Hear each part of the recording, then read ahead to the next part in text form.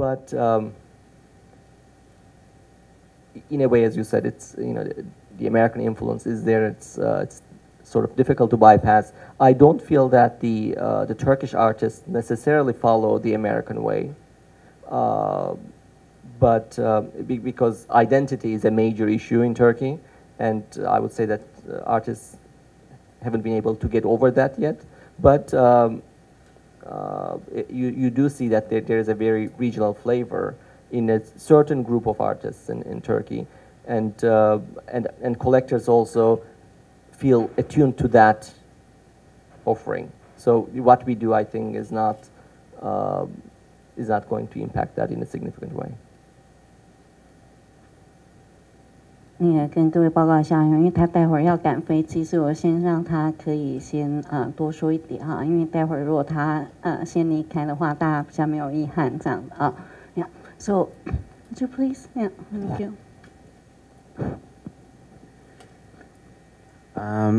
I would like to say hi to everyone and say thank you to Art Taipei, especially Joyce and Keb, that invited me to this event. And today I want to talk about Iranian contemporary arts and its market opportunities. When we talk about Iran, the first thing you guys remember probably is either like a Persian rug or like angry man shouting in front of the camera, saying death to America, or like something like revolutionary extremist. But there is another side of like this society that is like Iranian contemporary art, which I want to talk about. Like when actually I'm sorry, can I have the pen?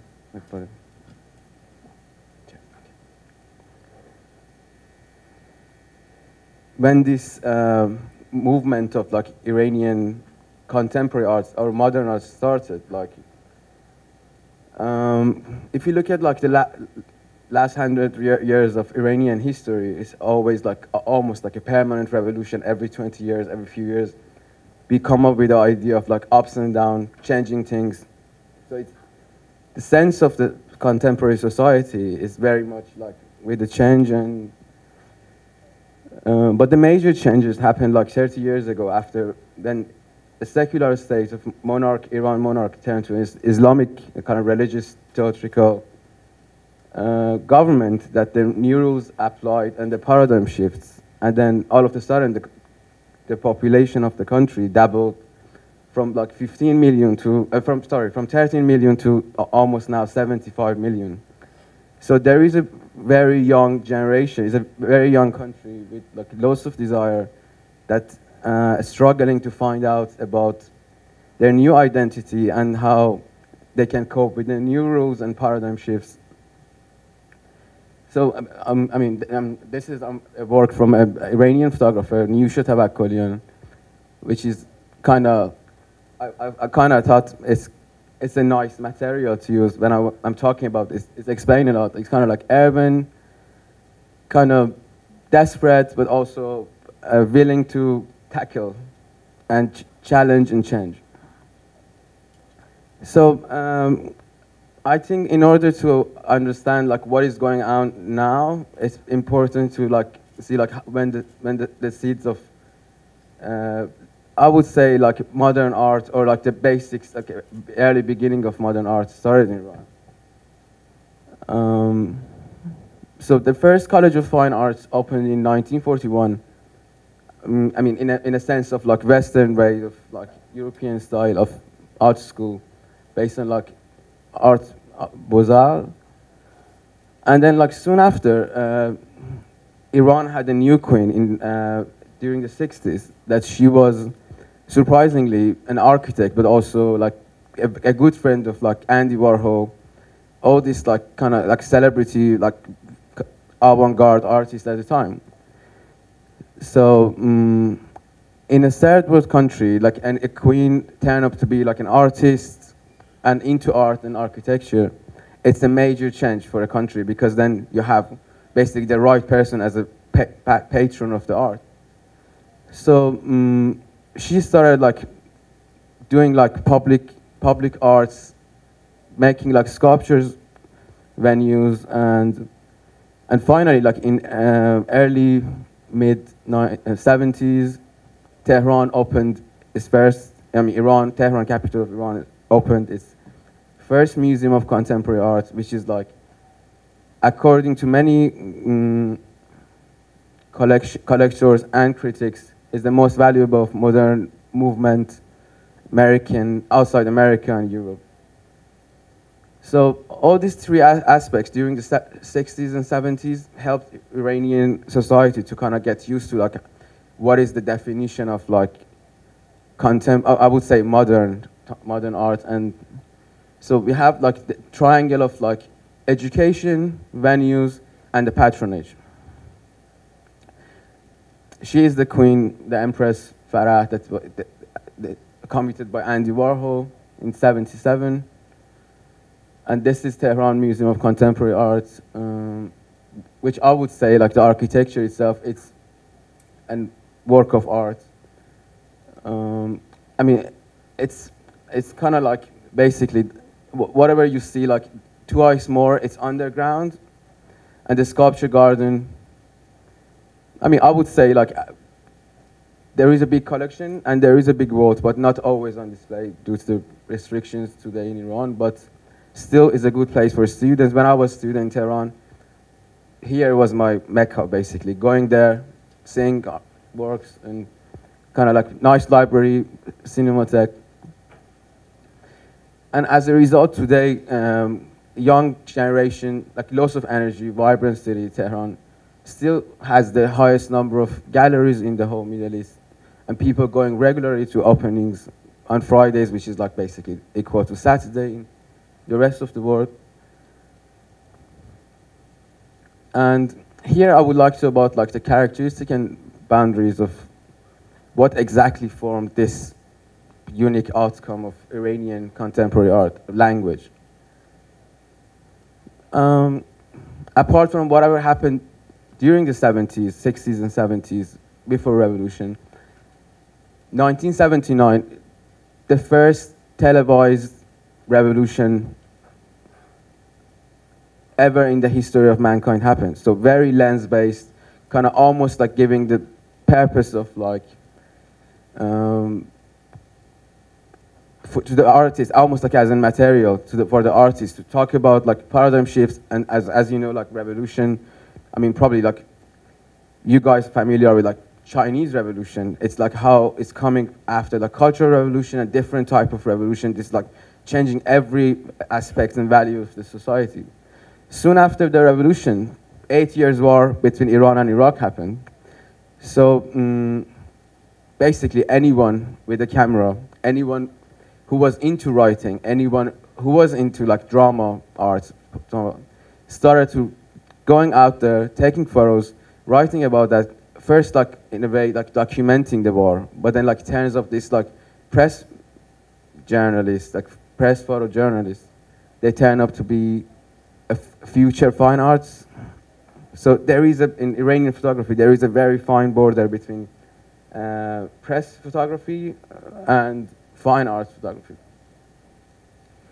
And another like characteristic that just really shape Iranian contemporary art today is like Islamic law, which is like I talk about this part more, which is like in a form I can say it's a limit, but also it gives a special flavor to how our artists decide to deal with it, or potentially hack it, or finding a metaphoric language which is like translatable to Iranian nationals, but also surprisingly to regional and international audience.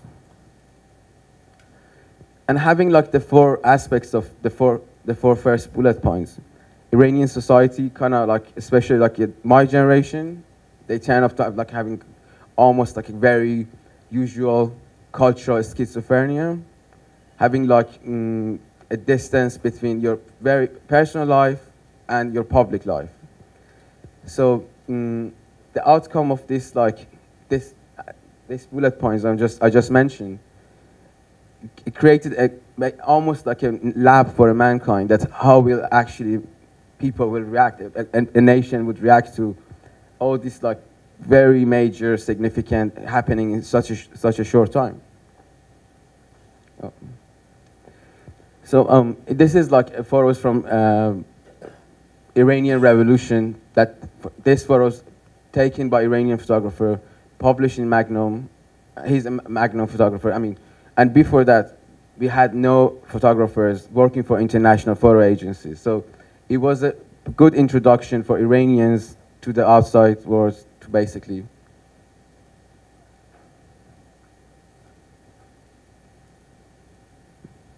And obviously these are like the photos from the revolution. I didn't want to show any photos today from the war because it's kind of disturbing, but still like it's a movement of like kind of revolution, war, and then moving into cinema, and then starting to, in a society with lots of stories, there are lots of storytellers as well. So when I was talking about like Islamic law and Sharia law, how to affect Iranian contemporary art. There is an Iranian photographer and video artist called Niyusha Tabakkolian, which I showed like one work in earlier. She did a video about, as you know, like as probably you guys know, like in Iran or in most major, I don't know, it's in Sharia, based on Iranian Sharia law, women's voice is forbidden. Like female cannot sing. And for us, this is a very new thing. I mean, it only happened like last 30 years. Before that, it was not. So the public are not very reacting. So the artist, this is the artist statement, if you want to have a quick look. But more interestingly, I want to show you a video about like six Iranian singers that they cannot release their videos. They appear in this video art. I'm just gonna. Well, this is like 7 minutes video, but I'm just gonna show like 3 minutes. Well.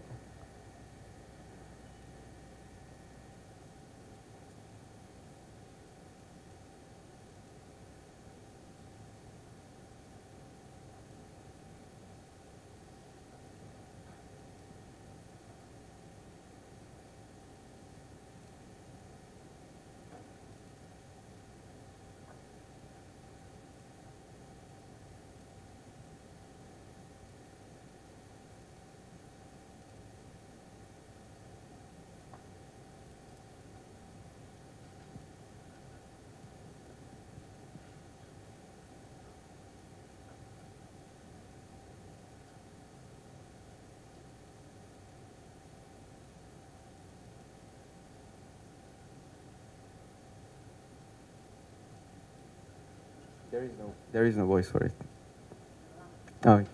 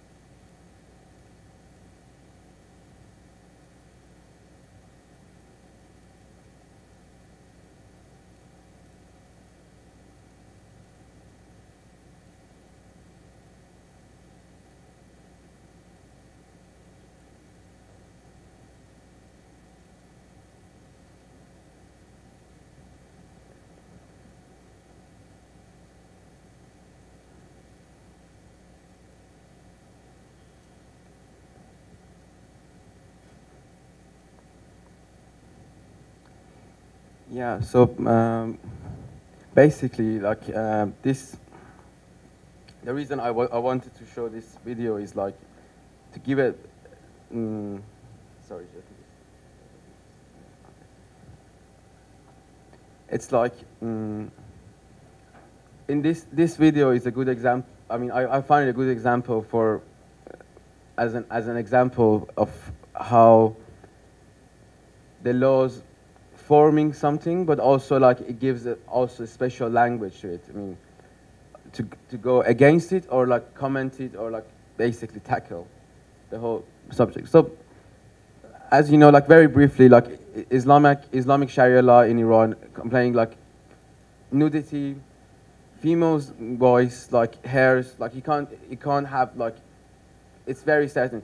Also, like you got like the political things that you can't really pass the border. So there are too many boundaries that, and for example, like for the females' hair, there isn't this artist called Arash, and he started to making like bird nests with his mother's hairs as a form of work, showing the hair, but also in a different. So there are also, I would say that there are some confusion to finding the new identity, the almost a cultural identity, but there is another set of series I want to show you, like the struggling of find the new generation, like my generation, struggling finding their own characters and characteristics and identity, and also like exposing themselves to the outside world, but also how to deal with the outside and inside life. And inside outside life, it doesn't mean outside Iran or inside Iran. It means inside you and outside world. So this photographer, like and also new media artist, like she's struggling finding her identity through television. Like she just goes over and over, take photos of snapshots of the TV screen, collage her face as a self-portrait, and see like find out which one she can be part of, like what character actually the society asks for women to be, for the 21st century women to be like.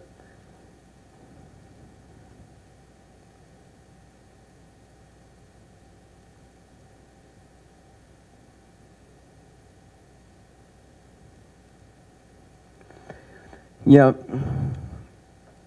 here I have a quote from Rosisa, that she is one of Iranian, I would say, like Middle Eastern art specialist based in London. She, few years ago, like 3 years ago, she published this book called Iranian Photography Now. I think this quote is very cleverly made about like Iranian society and cultural landscape, which is like, say like the public personal and private life are two distinct zones, creating paradoxes in everyday life that led to a form of cultural schizophrenia.